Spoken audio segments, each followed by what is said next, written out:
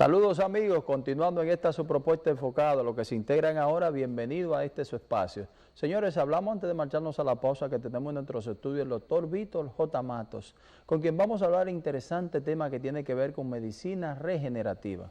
Doctor, bienvenido. Bienvenido, doctor Matos. Bueno, muchas gracias por la invitación y sobre todo por tocar ese tema tan de moda y álgico en algunos aspectos en lo que es nuestra medicina. Sí, hay mucho desconocimiento, doctor. Nos gustaría que usted, por favor, nos ilustre un poco de qué es la medicina regenerativa, doctor. Mira, primero que nada me gustaría desvincular y vincular la medicina regenerativa a los espacios de la ciencia que realmente le competen. Muy bien, excelente. La medicina regenerativa nace en el 1968 cuando se realiza el primer trasplante de médula ósea.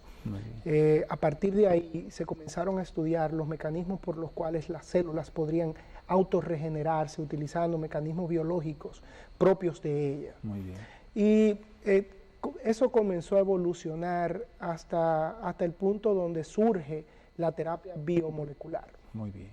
Y siempre hemos relacionado, de algún aspecto, hemos relacionado la medicina regenerativa con el tema de células madres. Sin embargo, aunque sí existe una relación entre lo que es la terapia biocelular y la medicina regenerativa, porque es regenerar células, regenerar órganos y funciones de nuestro cuerpo.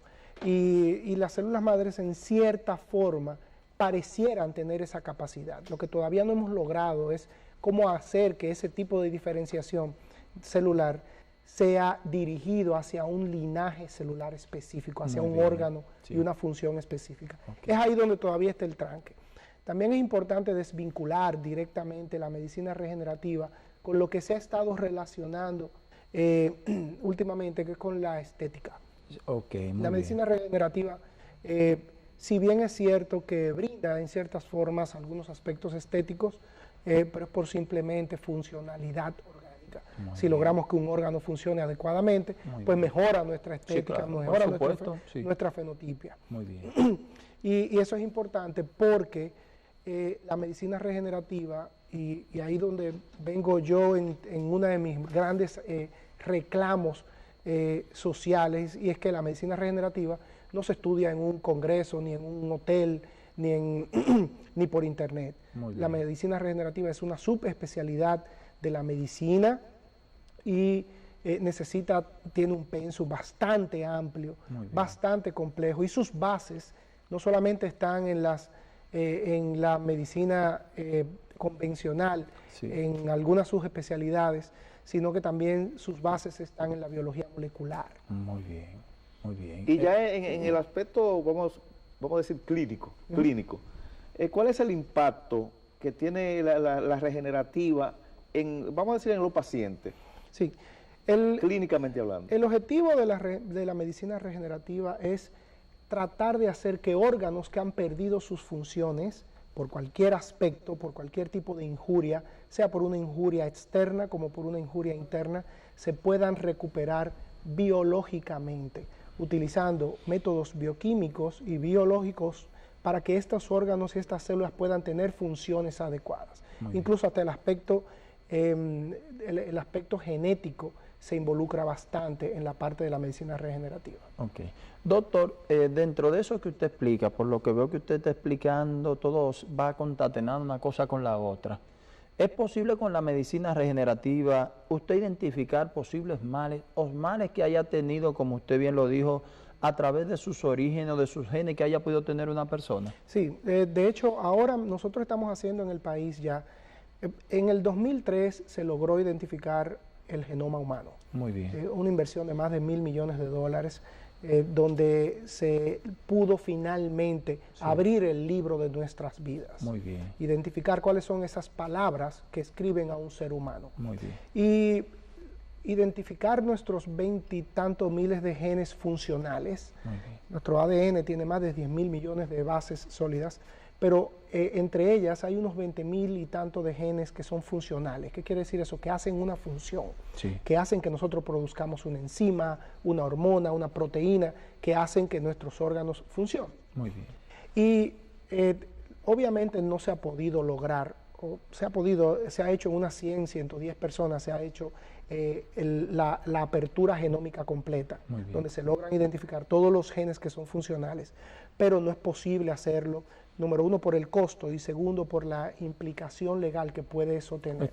Pero sí se pueden hacer estudios de ciertos genes que se involucran en funciones muy básicas, como por ejemplo metabolismo, genes de inflamación, genes que tienen que ver con nuestra salud, incluso neurotransmisores. Eso se puede identificar y ya nosotros en el país lo tenemos disponible. Muy bien, muy bien. Entonces, esto permite ahí poder atacar anticipado estos posibles males. Es importante aclarar que hay un dicho que desde hace unos años que no se pensaba que se iba a lograr decir, y es que nuestros genes no definen nuestro destino. Lo que quiere decir... ¿Se entendía que sí? Se entendía anteriormente de que, bueno, lo que es tu genética, eso es lo que tú vas a hacer, y no es cierto. Apenas, nosotros tenemos un 98% de nuestros genes que son modificables. Apenas un 2% de nuestra genética es no modificable. Quiere decir que hay cosas que nosotros no vamos a poder cambiar genéticamente. Pero es menos de un 2% de toda nuestra genética real. Pero si no estará en ese 2% quizás un aspecto fundamental que sea básico. Están básicamente los genes fenotípicos, el que me da el color de la piel, el que me da el color de los ojos, el que me da mi morfología de la nariz, de la boca. Esos son inmodificables. Pero el 98% de nuestros genes son modificables. Y hay un aspecto importante, y es que hace 100 años los genes de un ser humano había menos de un 30% de vulnerabilidad genética. Actualmente, más de un 75% de nuestros genes son vulnerables. Es decir, que pueden ser modificables. Se pueden modificar muy fácilmente. Por eso la palabra vulnerabilidad. Muy fácilmente. Porque nuestra genética se ha ido modificando por medio de todas las injurias que nosotros le hacemos a nuestro cuerpo, tanto alimentación, toxemias externas, smoke y una gran cantidad de factores que implican la modificación genética. Doctor, y vamos a decir, traduciendo a un lenguaje llano, que todos lo entendamos, nosotros que no somos médicos, ¿no? Que podamos entenderlo. Queremos decir, de acuerdo a lo que usted nos expresa, que si yo tengo una historial genético, por ejemplo, de mi familia, que padece diabetes, alta presión, otro tipo de patología, vamos a llamarlo, ¿no? Entonces, eso podría, si se detecta a tiempo, con algún tratamiento, podría modificarse esa tendencia que podría tener una persona a padecer, igual que su padre, de diabetes o algo por el estilo. Lo primero que puede hacerse es evitar la activación genética. Si un familiar tuyo que te predisponga a tener ese gen dentro de tu cuerpo, sufre de la enfermedad, pero tú no la sufres todavía, pues es posible que tengas la predisposición, pero la predisposición necesita activarse. Y eso es lo que es posible hacer en este momento, es prevenir la activación con la regeneración. Por supuesto, de que el gen se active y exprese la enfermedad. Una vez la enfermedad se ha expresado, es más difícil controlarla genéticamente, porque ya logró su expresión. Eso no quiere decir que no sea irreversible. Estoy de acuerdo. Hay momentos y vamos a llegar ahí, y ya estamos muy cerca de cómo lograr la reversión total de modificaciones simples, de lo que se llama un nucleótido simple, que es cuando el gen se modifica en un solo aspecto, en una sola cadena. Si recuerdan todos ese helix de ADN, es muy famoso, como una escalerita, son dos cadenas unidas. Un nucleótido modificado quiere decir que una parte de la cadena se ha modificado y te ha dado expresión de esa enfermedad. Cuando están los dos, pues es mucho más densa la enfermedad y es más difícil de controlarla genéticamente, porque no se puede hacer el apareamiento genómico. Doctor, interesante. Súper interesante. Señores, yo entiendo que hoy estamos llevando un contenido de todo lo que hemos podido presentar, pero totalmente pleno en calidad, porque estamos hablando de temas muy profundos de poder ver las cosas a tiempo. claro. Interesante, doctor. Que tiene un impacto en la salud de la persona impresionante. Y lo más interesante de todo esto es, como bien explicaba el doctor en la introducción, estableciendo una diferencia entre lo que la gente conoce como células madre y lo que es la regeneración molecular, como bien él explica. Claro. Pero quisiera preguntarle, doctor, para orientar a nuestra audiencia de televisión y también de las redes sociales, luego de identificado ya esto, como bien usted lo ha dicho, el proceso de prevención o de detención, el desarrollo ya de esto, ¿es muy complicado o se realiza muy simple? Mira, yo me he llenado la boca de decir en los últimos meses de que el médico del futuro es el nutricionista, porque está comprobado que nosotros somos lo que comemos y de que en nuestra nutrición se basan todas las modificaciones celulares que nuestro cuerpo se expone. Y es probable... Usted está reiterando una primicia para la gente, porque mucha gente no entiende que su vida va a depender de lo que coma. Por supuesto, de lo que coma y de las injurias que le haga a su cuerpo. Pero es importante saber que la gran mayoría de nuestros genes responden a factores que vienen en nuestra alimentación. Y ahora nosotros a alguien le dio con envenenarnos las comidas, los alimentos, y resultaron que los alimentos tienen que tener pesticidas, y esos pesticidas son altamente modificables desde el punto de vista genético. Crean modificaciones, crean alteraciones en la dinámica genética y hace que los mecanismos de reparación celular se interfieran y por lo tanto las células pierden capacidad regenerativa por exposición a pesticidas, a hormonas que vienen dentro de algunos alimentos o incluso alimentos que no son propios de nuestra dieta tolerable, grasas trans y otro tipo de sustancias que hemos estado comiendo, las comidas sintéticas, por ejemplo, es uno de los principales ejemplos de modificadores celulares. Sí, la comida sintética. Cuando hablamos de comida sintética, es también la llamada comida chatarra, ¿sería, doctor? Mira, la comida chatarra es comida chatarra. Sí, la comida sintética es la comida que se hace basada en técnicas de laboratorio. En químicos. En químicos y en técnicas de laboratorio, donde se le suministra un sabor a algo, producto de un químico, se le suministra una morfología, una estructura, producto de un químico. No siga ahí, doctor, porque esto se está poniendo muy bueno. Yo quiero que tenemos que hacer una pausa por compromisos comerciales, brevísima, pero cuando retornemos vamos a hablar de esos alimentos, doctor. Vamos a ver plenamente qué son estos. Muy interesante esto. Retornamos con ustedes, señores.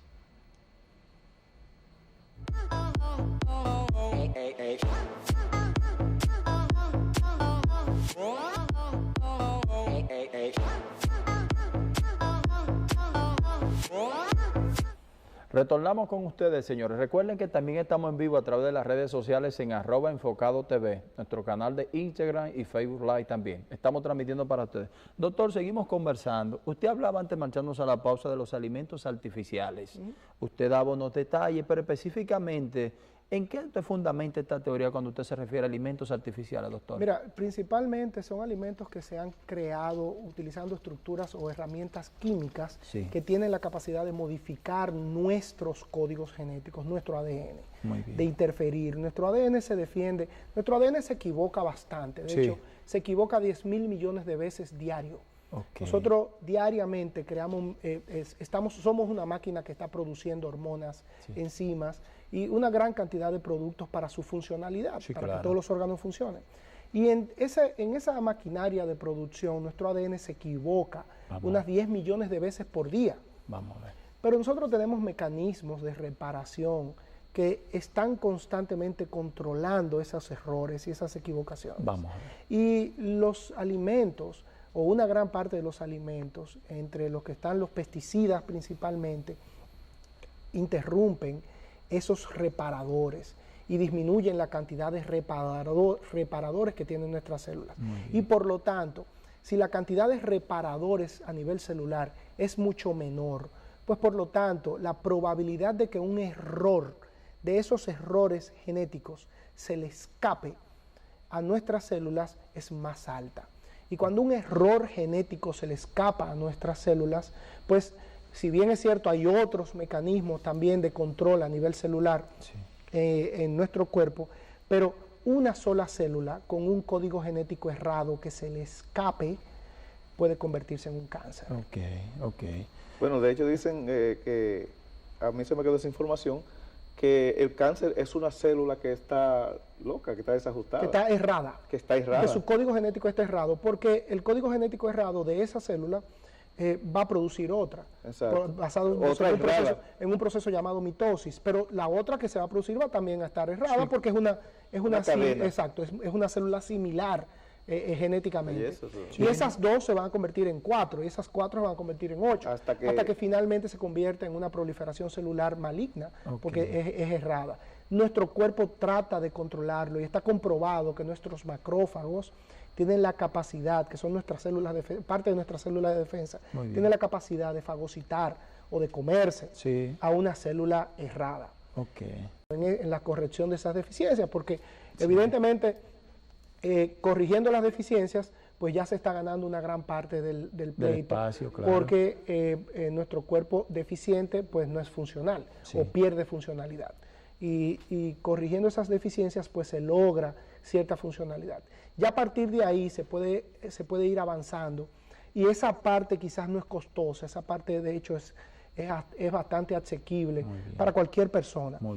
Ya después de ahí pues sí se puede ir profundizando más, porque hay estudios que involucran los genes, hay estudios que involucran incluso hasta nuestra respuesta a ciertos alimentos, lo que son los test de sensibilidad y alergenicidad alimenticia, la colonización microbiológica crónica, y es que nosotros no estamos enfermos, no exponemos ninguna enfermedad, ni manifestamos ningún síntoma de una enfermedad, pero nosotros tenemos microorganismos en nuestro cuerpo que pueden ser tóxicos, y que crónicamente nuestro cuerpo no ha logrado defendernos en contra de ellos, y ellos se han capitalizado ahí adentro, ellos se han quedado ahí adentro y no han podido salir de nuestro cuerpo, y nuestro cuerpo no ha logrado combatirlos. Y esos microorganismos eventualmente van creando resistencia y van tapando receptores y van creando inflamación crónica y hacen que nosotros seamos más susceptibles a muchos otros factores.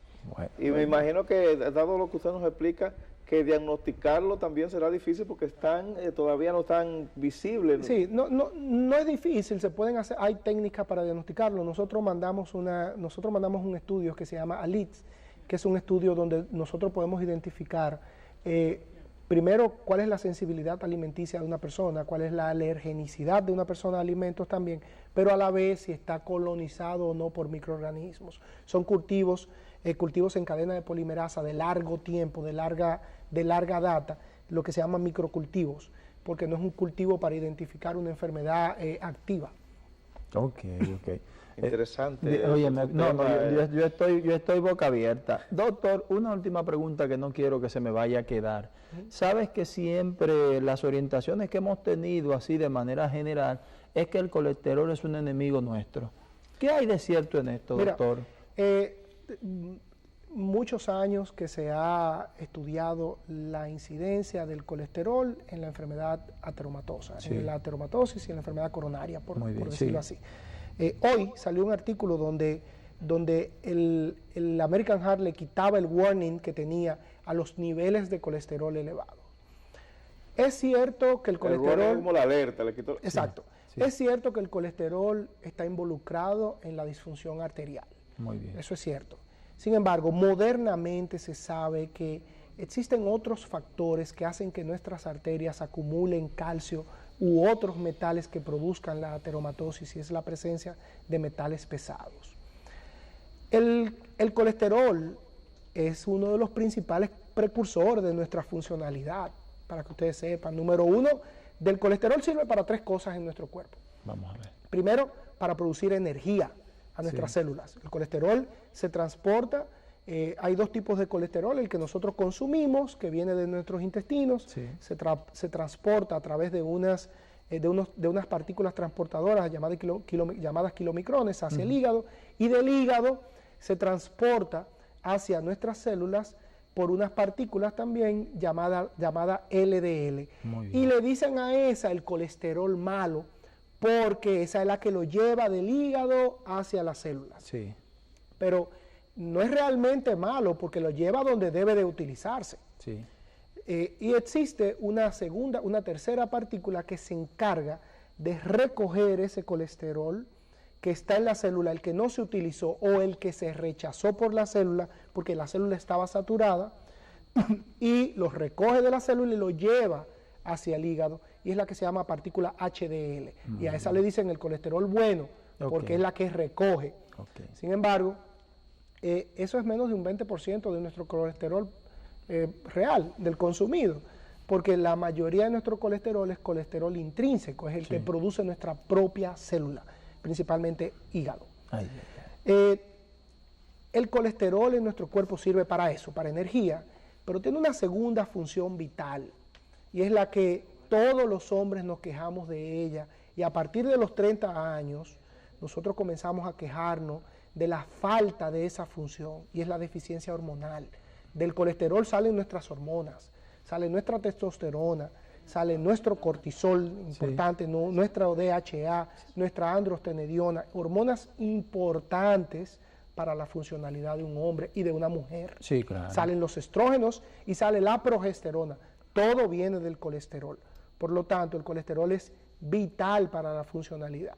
Y cuando a ti te dan unas pastillitas para bajar el colesterol, principalmente, a lo que principalmente le hace falta a nuestro cuerpo es al colesterol, no al energético, sino al colesterol que produce hormonas. Y por eso las personas que utilizan estatinas específicamente suelen sufrir tempranamente de atrofia de los músculos, suelen sufrir tempranamente de hipogonadismo secundario farmacológico, que es que disminuyen la producción de testosterona y tienen problemas de impotencia, problemas de debilidad muscular, de fatiga crónica, de falta de activación para el ejercicio, solo producto de ese medicamento. Y en un tercer lugar, el colesterol sirve para producir las sales biliares, lo que hace que nuestro cuerpo pueda metabolizar adecuadamente lo que comemos. ¿Entiende? Entonces, el colesterol es extremadamente importante, y es muy importante saber, y ahí es donde viene la parte patológica del colesterol. El colesterol tiene partículas que pudiesen ser partículas de riesgo, pero no todo el colesterol es malo. No es totalmente malo. Y es importante conocer cuáles son esas partículas que realmente me exponen a un riesgo coronario o no. Sí, señores, yo quiero, y se lo voy a pedir a Saulo, y así tengo que pedírselo a la familia Lama, yo quiero que me regalen 2 minutos más. Lo que se está hablando aquí hoy es lo más profundo que hemos podido traer a nuestra producción, señores. Hablamos de prevención, de salud. Estamos hablando de un tema muy profundo. Doctor, lo más breve que usted pueda, por favor, pero para no dejar nuestra audiencia. Si ya establecemos que no tenemos que tener ese temor por el colesterol, usted habló de metales que pueden ser más pesados para el cuerpo. ¿A cuáles se refiere? Lo más breve que pueda, por favor, doctor. Principalmente mercurio. Y déjame darte un dato. Nosotros consumimos metales pesados todos los días. Aluminio, porque cocinan en sartenes de aluminio. Mercurio, porque muchísimos de los alimentos vienen mercurizados, sobre todo los alimentos marinos.